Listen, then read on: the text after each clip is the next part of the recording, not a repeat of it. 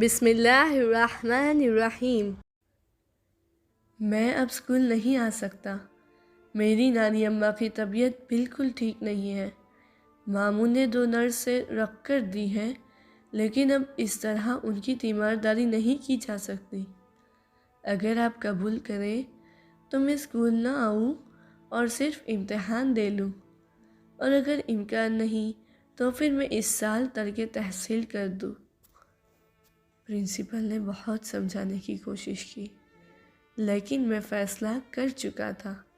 میں نے یہ فیصلہ بغیر سوچے سمجھے، بغیر نفع نقصان کے بارے میں سوچے نہ کیا تھا۔ آخرکار پرنسپل میرے گھر پر پڑھنے اور صرف امتحان دینے پر راضی ہو گئے۔ شہداء، ہم شرمندہ ہیں۔ قسط 29۔ ماموں نے 2 کام والی بھی رکھ دی کہ ہمیشہ یہاں رہے اور مدد کرے، گندا بستر بدلنا اور بستر پر ہی پاٹ کے ذریعے قضائے حاجت انجام دے سکے اور بیوی کے ذاتی کام انجام دے سکے۔ میں کمرے میں آیا تو ان خاتون نے گندا پاٹ بستر کے پاس ہی چھوڑا ہوا تھا اور خود کونے میں بیٹھی تھی۔ میں نے جلدی سے پاٹ اٹھایا، لے کر گیا، دھویا، خشک کیا۔ ان خاتون کو سائڈ پر لے گیا اور بولا، اگر کوئی کام مشکل لگے تو مجھے بلا لینا، میں خود دھو دوں گا۔ صرف برائے مہربانی کمرے میں ایسے نہ چھوڑے۔ مجھے معلوم ہے کہ آپ کے لیے بھی یہ کام آسان نہیں ہے، لیکن مہربانی فرما کر ہمارا ساتھ دے۔ میں نہیں چاہتا کہ بیوی کو اذیت ہو۔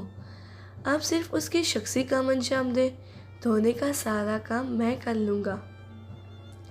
حالانکہ ماموں نے سارے کام ان کے سپرد کیے تھے اور اسی حساب سے اس کی تنخواہ رکھی تھی، لیکن آخرکار وہ بھی انسان تھی اور اس طرح کے کام کسی بھی غیر شخص کو کیسے اچھے لگ سکتے تھے۔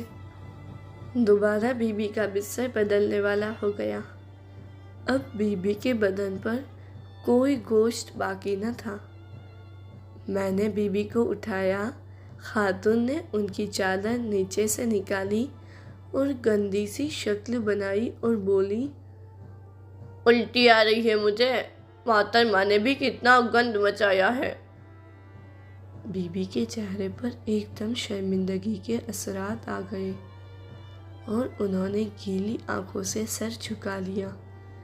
اس عورت نے پوری زندگی بہت عزت و احترام کے ساتھ گزاری تھی، اور اب اس بزرگی میں نے غصے سے خاتون کو گھورا کہ اپنے منہ سے نکلنے والے الفاظ کا دھیان رکھو۔ اس نے بھی بالکل اہمیت نہ دی، مجھے بچہ سمجھتی تھی اور زیادہ برے طریقے سے بولی، تم کیوں ڈرتے ہو؟ تم ابھی بچے ہو۔ اس حالت میں ان بوڑھوں کو ارد گرد کا علم نہیں ہوتا۔ اس کی بھی عقل ختم ہو گئی ہے، اسے کیا پتا میں کیا کہہ رہی ہوں۔ غصہ میرے پورے وجود پر چھا گیا۔ زندگی میں پہلی بار میرا اپنے سے کنٹرول ختم ہو گیا۔ بیوی کو بستر پر لٹایا، اب اس پر زور سے چلایا، کیا کسی درخت کے بارے میں بات کر رہی ہے جو ایسے بول رہی ہے؟ چلو، اگر ان کو سمجھ نہیں بھی آ رہی، آپ بھی تو چھوٹی نہیں ہے۔ انسان اپنی عمر اور عقل کا ہی احترام کر لیتا ہے۔ آپ کے پاس چوٹی جتنا احترام، سمجھ اور شعور بھی نہیں ہے۔ کم از کم اس عمر میں ہی انسان کسی بزرگ کی عزت و حرمت کا خیال رکھ لیتا ہے۔ اگر آپ کو سمجھ ہوتی کہ آپ ایک تندرست شخص کے لیے نہیں لائی گئی، ایک بیمار شخص کی تیمارداری کے لیے لائی گئی ہے، تو اس طرح سے بات نہ کرتی۔ یہ جسے آپ گند کہہ رہی ہے نا، اپنی آنکھوں پر بھی لگا لوں، اتنی عزت ہے میرے دل میں اس خاتون کی۔ اگر خود کسی دن آپ اس طرح بیمار ہو کر بستر پر ہو اور اسی طرح کوئی آپ کی توہین کرے تو آپ کو اچھا لگے گا؟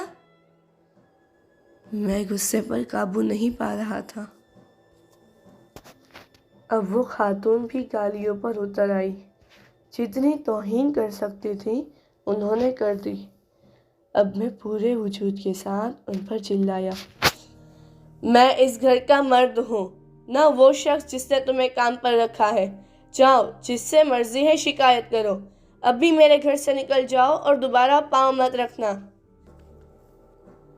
اسے نکال کر میں بی بی کی طرف مڑا۔ بی بی ضعیف سی حیرت بھری آنکھوں سے مجھے دیکھ رہی تھی۔ انہیں دیکھتے ہی شرمندگی نے میرے وجود کو گھیر لیا۔ ان کے پاس آیا، ان کا ہاتھ پکڑا۔ سوری بی بی، آپ کے سامنے مجھے اپنی آواز اتنی بلند نہیں کرنی چاہیے تھی۔ لیکن پھر ان کا ہاتھ چوم کر بولا، آپ میرے سر کا تاج ہے، ان کے ساتھ بھی ایسے ہی ہونا چاہیے تھا۔ خود ہی وہ بے شعور اور بے عقل تھی جو اس طرح بات کر رہی تھی۔